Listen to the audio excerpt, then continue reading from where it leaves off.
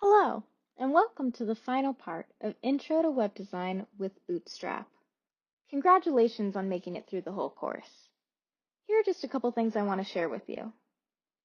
If you go to github.com/bootstrapbay/tutorials, you can fork and clone this repo on your machine.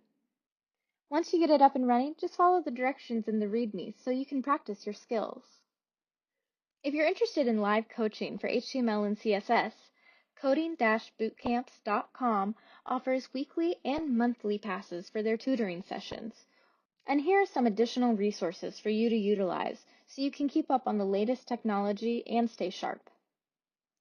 wrapbootstrap.com, bootswatch.com, startbootstrap.com, and you can also check out these Bootstrap supported fonts from fontawesome.github.io/font-awesome.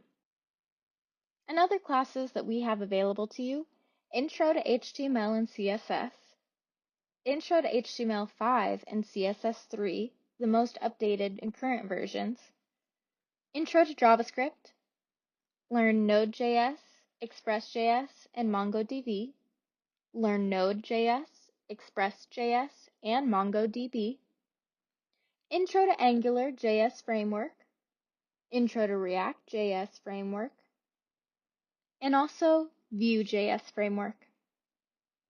Thank you so much for your time and attention. I hope this course is helpful and you can use these skills to build a beautiful website.